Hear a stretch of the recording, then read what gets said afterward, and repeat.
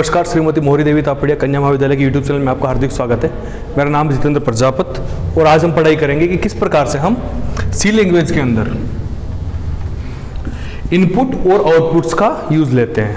Output कैसे होता है, जैसे हम हिंदी भाषा का प्रयोग करते हुए जब भी किसी से बात करते हैं या फिर किसी को आवाज़ देते हैं या फिर किसी को कुछ लिखते हैं तो हम कुछ मैसेज लिखते हैं, उसके अंदर कुछ हमारा ऐसी संप्रेषण लिखते हैं। जैसे मैं किसी को पहली बार मिल रहा हूं तो मैं नमस्कार बोलता हूं।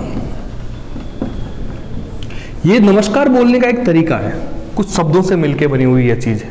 तो ये सी लैंग्वेज में जब हम बात करते हैं कि कैसे काम करता है तो उसको हम समझने के लिए क्या देखेंगे कि किस प्रकार के कमांड्स यूज लिए जाते हैं। क्यों? क्योंकि प्रोग्रामिंग जो लैंग्वेज होती है वो सारी किस बारे में होती है? कमांड्स के बारे में, कि कौन कौन सा कमांड क्या क्या काम करेगा, क्या क्या काम नहीं करेगा, इसको हम यूज लेते हुए क्या करेंगे, कमांड्स का प्रयोग। तो सबसे पहले आपका इसके अंदर कमांड आता है प्रिंट एफ।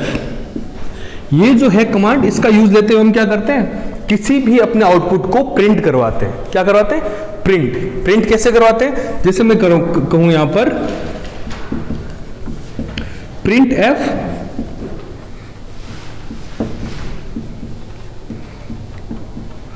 Hello world. जैसे हिंदी के अंदर नमस्ते, इंग्लिश में हेलो, तो हमारे यहाँ पर कंप्यूटर साइंस में हेलो वर्ल्ड लिखते हैं अपन, ठीक है, हेलो वर्ल्ड लिखते हैं। ये बहुत ही कॉमन वर्ड है। इसका प्रिंट एफ का प्रयोग किस लिए किया हमने?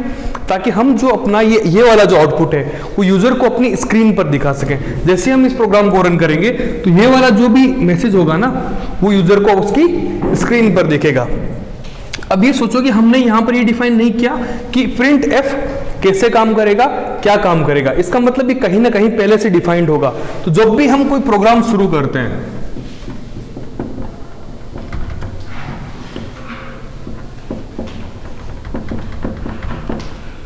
तो हम एक हेडर फाइल इंक्लूड करते हैं। तो इसके अंदर क्या है, standard input output dot H, stdio.h। इसका मतलब क्या हुआ, ये वो हेडर फाइल है जिसके अंदर हम यूज लेने वाले। जैसे मैं चाहे बात करूं प्रिंट एफ की या फिर मैं क्लियर स्क्रीन की, वो सारी जो फाइलें होती हैं वो यहां पर सेव होती है ताकि इनका प्रयोग मैं प्रोग्राम के किसी भी हिस्से में या फिर किसी भी प्रोग्राम में कर सकता हूं इस हेडर फाइल का प्रयोग करते हुए। इसको हम क्या कहेंगे,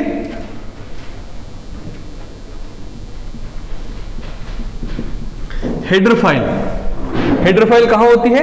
लाइब्रेरी में। लाइब्रेरी किसे कहते हैं? एक ऐसी जगह है जहां पर बहुत सारी किताबें पहले से मौजूद है जिसको हम जाकर सिर्फ पढ़ सकते हैं और अपना ज्ञान अर्जित कर सकते हैं। हमें उस चीज को लेकर रिसर्च करने की जरूरत नहीं है। जिसने रिसर्च की है उसने उसको एक किताब के रूप में संयोज कर उसके अंदर रख दिया है। तो ये हो गई आपकी हेडर फाइल। कहां होती है? लाइब्रेरी में। C++ की लाइब्रेरी में होती है जिसका प्रयोग हम अपने प्रोग्राम के अंदर करते हैं किसी भी आउटपुट को प्रदर्शित करने के लिए। ये हो गया आपका प्रिंट एफ। आपकी बुक में क्या लिखा हुआ है, चलो हम वो पढ़ लेते हैं।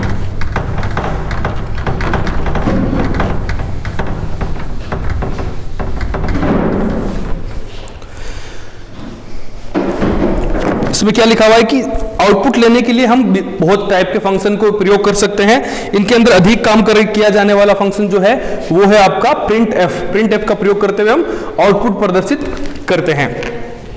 इसका मैंने आपको सिंटेक्स बताया था किस प्रकार से काम करता है। और दूसरा इसके अंदर है कि हम इसके अंदर वेरिएबल का नाम भी डाल सकते हैं। जैसे मैं ये बात करता हूं प्रोग्राम के अंदर कि a = 10, a की वैल्यू है 10, ये मैंने वेरिएबल बनाया। तो इसको मेरे को पहले डिफाइन भी करना पड़ेगा कि ये जो वेरिएबल है इंट है। इंट मतलब एक न्यूमेरिकल वैल्यू इसके अंदर आएगी। हमने यहां पर एक न्यूमेरिकल वैल्यू दे भी दी, a के अंदर 10 को स्टोर करवा दिया। अब मेरे को इस 10 को प्रिंट करवाना, तो मैं क्या करूंगा, printf as value is, a की वैल्यू है, कोमा लगा के, आप यहां पर कोमा लगाना जरूरी है, और ये जो वेरिएबल है उसको मैं यहां पर डाल दूंगा। तो जैसे मैं इस वेरिएबल को यहां पर डालता हूं तो क्या होगा, मेरे पास आउटपुट क्या आएगा,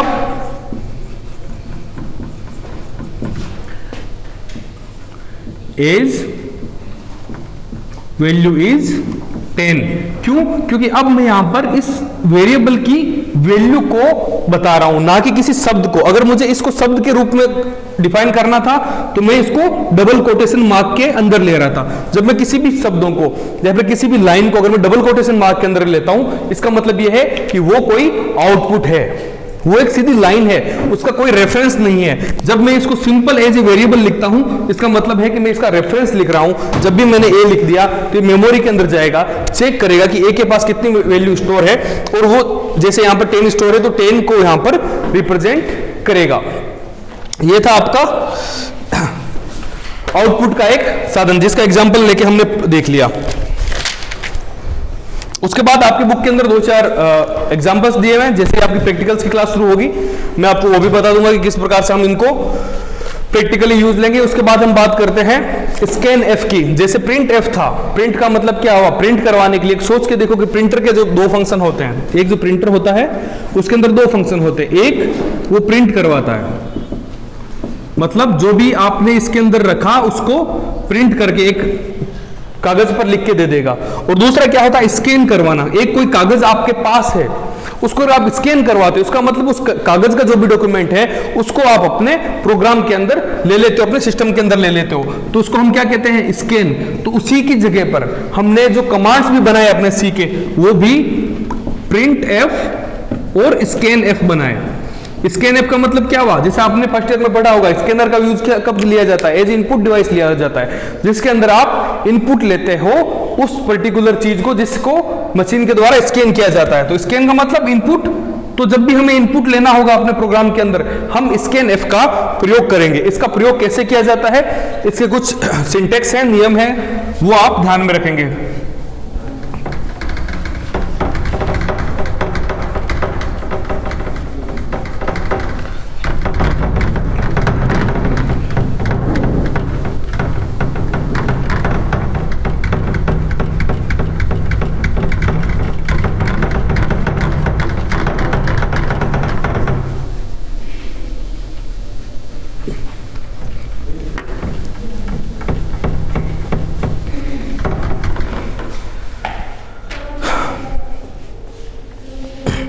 तो अब आप देखेंगे कि हम स्कैन एफ को कैसे यूज लेते हैं।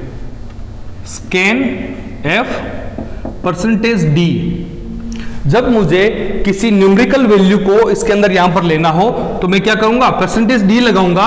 और कौन सा ऐसा वेरिएबल है, जैसे मैं यहां पर बात करता हूं इंट ए, ठीक है, इंट ए मैंने लिया, ए के अंदर मैं वैल्यू को स्टोर करवाना चाहता हूं, तो मैं क्या करूंगा, स्कैन एफ परसेंटेज ए एम्परसेंट का साइन और ए। जैसे ही मैं ये करूंगा, जब इस प्रोग्राम को आप रन करोगे तो वो क्या करेगा, यूजर से प्रॉम्प्ट करेगा, यूजर से वैल्यू पूछेगा। जैसे आप उस वैल्यू को दोगे तो हो सकता है आप उसको आप किस प्रकार से यूज लेना चाहो।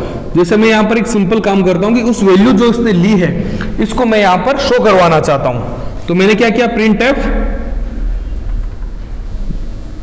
नंबर इज कोमा लगा के ए को मैंने प्रिंट करवा दिया। देखो, जब मैं प्रिंट करवा रहा हूं तो मैं एम्परसेंट का साइन नहीं लगा रहा हूं, मैं सिर्फ उसका वेरिएबल का नाम लिख रहा हूं। तो अब सोचो कि ये प्रोग्राम रन होगा, यहां से रन होगा, ये सबसे पहले डिफाइन करेगा कि एक इंटीजर नाम का वेरिएबल, इंटीजर टाइप का वेरिएबल बनेगा जिसका नाम ए है। अब ये बोल रहा है कि स्कैन कर लो ए को, ये एम्परसेंट डी क्यों लगाया, ताकि सिस्टम को पता रहे कि जो वैल्यू आने वाली हो न्यूमेरिकल वैल्यू है ना। उसके लिए हम क्या करते हैं, परसेंटेज डी का साइन का लगाते हैं। और किस वैल्यू को स्कैन करना है उसके लिए हम क्या करते हैं, एम्परसेंट ए का, एम्परसेंट का उपयोग और उस वेरिएबल का नाम का प्रयोग करते हैं। अब मेरे पास कुछ वैल्यू आ गई, जैसे यूजर ने यहां पर 10 इनपुट किया होगा। 10 इनपुट करने के बाद क्या हुआ, हमने यहां पर कहीं पर भी, जो डेवलपर है, जो कोडिंग कर रहा है, उसने कहीं पर भी आपकी वैल्यू को सेट नहीं किया है इसके अंदर, वो वैल्यू पहले से सेट है जो कि यूजर के द्वारा आएगी। अब यूजर के द्वारा उसने 10 डाला, तो अब मेरे पास प्रिंट जो होगा आउटपुट इसका नंबर इज 10, ये मेरे पास आउटपुट आएगा। ये जो सिंपल कॉन्सेप्ट थे वो थे स्कैन एफ और प्रिंट एफ के। उसके अलावा जो है आपके इसके अंदर गेट सीएच का भी प्रयोग बताया हुआ है कि गेट सीएच क्या होता है। जब मैं बात करता हूं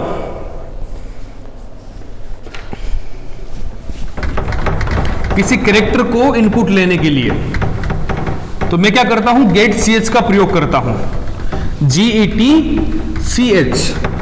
मतलब गेट का मतलब क्या हुआ, प्राप्त करना, ch मतलब कैरेक्टर, किसी एक कैरेक्टर को प्राप्त करने के लिए मैं गेट ch का प्रयोग करूंगा। ठीक उसी प्रकार गेट लाइन भी होता है आपका और गेट कैरेक्टर भी होता है, CHAR भी, उनको हम कल पढ़ाई करेंगे। आज अपन बात देखते हैं कि different type of control strings क्या होती है। जो मैंने आपको बताया कि जब मैं न्यूमेरिकल वैल्यू को स्टोर कर रहा हूं तो मैं परसेंटेज d का इस्तेमाल कर रहा हूं, तो ये क्या हो गया, न्यूमेरिकल वैल्यू के लिए, न्यूमेरिकल वैल्यू की। अगर वहीं पर अगर मैं कंट्रोल C करना चाहूं तो कंट्रोल C का प्रयोग किसके लिए करूंगा मैं, अगर मुझे एक कैरेक्टर लेना होगा, जैसे मुझे ABCD में से कोई भी एक कैरेक्टर लेना होगा तो उसकी जगह मैं क्या इस्तेमाल करूंगा, कंट्रोल C का, वन कैरेक्टर के लिए, एक कैरेक्टर के लिए किसका उपयोग करूंगा मैं, कंट्रोल C का। उसके बाद में यहां पर बात करता हूं परसेंटेज E, इसका मैं प्रयोग करूंगा फ्लोट वैल्यू के लिए। फ्लोट वैल्यू क्या होती है, दशमलव संख्या।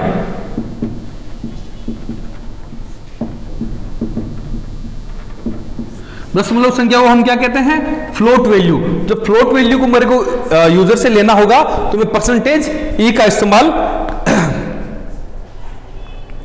करूंगा। इसी के साथ में जब मैं परसेंटेज F का भी प्रयोग फ्लोट वैल्यू के लिए ही करता हूं। इसके अंदर दो E और F क्यों दिया हुआ है, क्योंकि E को हम यहां पर एक्सपोनेंट की तरह बात मानते हैं। एक्सपोनेंट का मतलब क्या हुआ, एक नंबर के फ्रिक्शन, मतलब उसके पीछे की दशमलव संख्या को, और F का मतलब क्या हुआ, फ्रिक्शन या फ्लोट कहते हैं इसको। ठीक है, उसके बाद है कि परसेंटेज G का प्रयोग भी हम फ्लोट वैल्यू को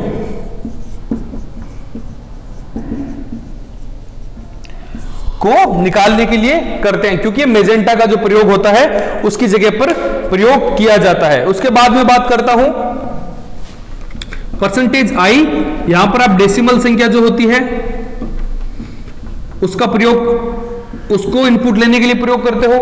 उसके बाद आता है आपका परसेंटेज O, जिसका आप प्रयोग करोगे ऑक्टल संख्या के लिए। ठीक है, उसके बाद आता है सबसे इंपॉर्टेंट परसेंटेज S, स्ट्रिंग का प्रयोग करने के लिए। स्ट्रिंग कोई वैल्यू, स्ट्रिंग किसे कहते हैं, ग्रुप ऑफ वर्ड्स। जैसे मैं बोलता हूं मेरा नाम जितेंद्र है, ये क्या हुआ, एक स्ट्रिंग हुई। मेरा क्या हुआ, एक वर्ड हुआ। M क्या हुआ, एक कैरेक्टर हुआ। तो ये अलग अलग चीजें हैं। उसके बाद है U का प्रयोग, परसेंटेज U का प्रयोग। जैसे आप different type of data type पढ़ोगे तो आपको ये भी समझ में आएगा कि फ्लोट वैल्यू क्या है, डेसिमल क्या है, ऑक्टल क्या है, स्ट्रिंग क्या है और अनसाइंड क्या है। अनसाइंड इंटीजर को जब आपको इसके अंदर इनपुट लेना हो तो आप परसेंटेज U का प्रयोग करोगे, और हेक्साडेसिमल का प्रयोग के लिए परसेंटेज X का प्रयोग करोगे। ये जो सारणी है वो आपकी बुक के अंदर पड़ी हुई है, जिसको आप देख सकते हैं, जिसको आप देख के ये समझोगे कि किस प्रकार से आप इसका प्रयोग करते हुए अलग अलग टाइप के, जैसे मैं नंबर भी लेना चाहूं, जैसे मैं 10 को या फिर 10.45 को या फिर मैं R को या फिर राम को, चारों के लिए एक अलग अलग टाइप का ये कंट्रोल स्ट्रिंग लगेगी। जैसे मैं 10 को लेना चाहूं तो मैं परसेंटेज D से कर लूंगा काम। जैसे अगर मैं फ्लोट को लेना चाहूंगा तो परसेंटेज F से करना पड़ेगा। एक कैरेक्टर है तो C का प्रयोग करना पड़ेगा, और जब मैं एक स्ट्रिंग की बात करता हूं तो मुझे S का प्रयोग करना पड़ेगा। तो किस जगह पर किसका प्रयोग करना है, ये समझदारी आपको दिखाती है कि आपको डाटा जो टाइप होते हैं उनका अच्छा ज्ञान है, और उसके साथ आप कंट्रोल स्ट्रिंग्स को मैच करके अपना काम कर पा रहे हैं। ये थी आपकी सी की आज की क्लास। कल हम गेट कैरेक्टर जो अगले फंक्शंस होंगे उनकी पढ़ाई करेंगे, और हम देखेंगे कि किस अलग अलग तरीके से हम इनपुट ले सकते हैं। आई होप आपको ये क्लास समझ में आई होगी। बने रहें हमारे साथ, अपने इस चैनल को लाइक करें, शेयर करें, सब्सक्राइब करें। अपने स्वास्थ्य का खूब ध्यान रखिएगा। धन्यवाद, टेक केयर।